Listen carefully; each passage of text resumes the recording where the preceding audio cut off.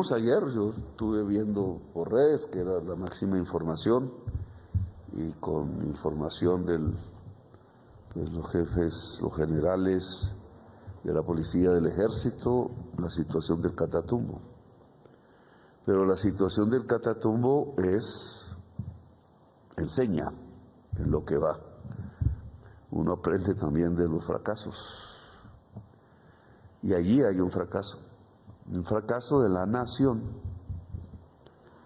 Pues lo voy a tratar de decir con palabras que siguen siendo hipotéticas porque no tenemos toda la información. Pero ¿cómo el ELN se desplaza de Arauca a norte de Santander? En una cantidad de hombres, pues todavía no lo sabemos, pero tiene que ser abultada. No pueden llegar caminando simplemente por entre las montañas porque duraría meses. Esa es una probabilidad. Escondiéndose en la trocha para no ser vistos. En general eso se puede hacer con pocas unidades, pero en un volumen mucho más grande algún tipo de información debimos tener. Y no la tuvimos. ¿Por dónde caminaron? ¿O anduvieron? ¿O se transportaron? Esa es una pregunta a hacerse. Como podríamos hacernos muchas otras. ¿Por qué el ELN hoy, pocos meses de que era muy débil militarmente hablando, es fuerte? Eso tiene unas respuestas que deberíamos ahondar. ¿Cómo una organización puede saltar en fortaleza técnica, militar, en el corto plazo? La droga, decimos, sí. Luego hay un discurso mentiroso dentro del ELN porque el que yo escuché ayer habla de la verdadera revolución. Dice a alguien, que no sé el nombre, ¿cómo puede haber una verdadera revolución traqueteando? Moralmente es imposible, eso no se puede. Una revolución no se hace con dinero, o con mucho dinero. Cuando el dinero copa el espacio del valor humano, de la necesidad humana de un cambio, pues eso no es una revolución, eso es simplemente una actividad codiciosa. Cambiaron revolución por codicia. Y el número de la preparación, de la calidad de la preparación militar y de las armas es por codicia, no por hacer una revolución. Por codicia cualquier ser humano se pone al servicio de otro, no es libre. No quiero explicarles, pero en general, los revolucionarios que existen, un Bolívar en nuestro campo, habría muchos, el sacerdote Camilo Torres Restrepo, para ponerlo más encajado en la historia de quienes han actuado en estos días, un Jesús, dependientemente de la creencia religiosa, son seres libres. Y para uno ser libre no puede ser codicioso, porque la codicia lo vuelve a uno esclavo de la codicia. Y entonces, pues es imposible revolución y codicia. Cuando la codicia se apropia de la revolución se acaba. Y creo que estamos viendo viejos revolucionarios que se volvieron lo contrario. Y estén armados o no, el arma en una revolución puede degradar la revolución.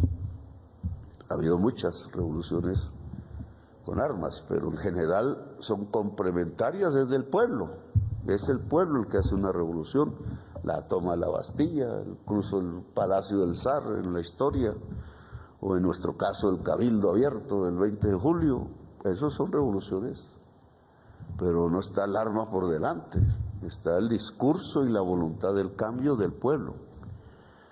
Podríamos llegar a la tesis de que no debe tenerlas.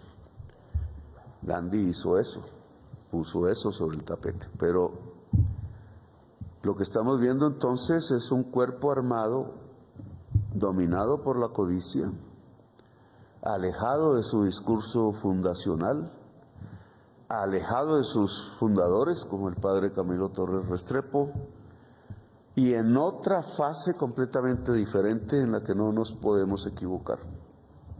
Están al servicio de otra cosa, no solo de su codicia personal, que los hace matar para eliminar lo que creen ellos son los obstáculos para su codicia.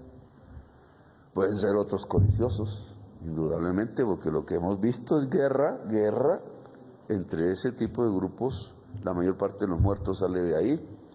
Hablar de un conflicto armado en Colombia nos toca explicarlo, porque ya no es la guerra entre un grupo y el Estado, casi no hay acciones contra el Estado, muy de vez en vez, sino que es la guerra entre grupos.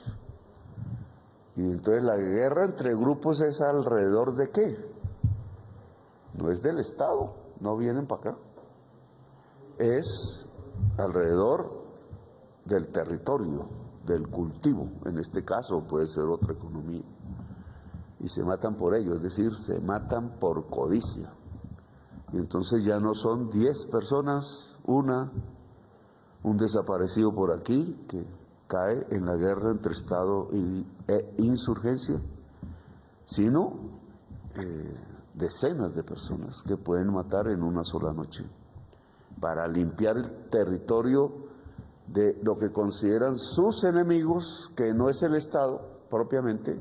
Si el Estado no los molesta, allí quedan, sino sus enemigos son los que se atraviesan en quitarles la ganancia, para apropiárselo ellos o por cualquier otra razón, y matan.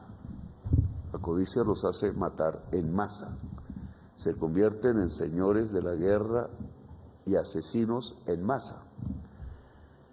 Y allá, pues, digamos, la posición del Estado. La posición del Estado puede ser, déjenlos pelear y se matan. Pero terminaremos en unos hechos peores, porque esa codicia es comprable y puede ser comprable por alguien extranjero.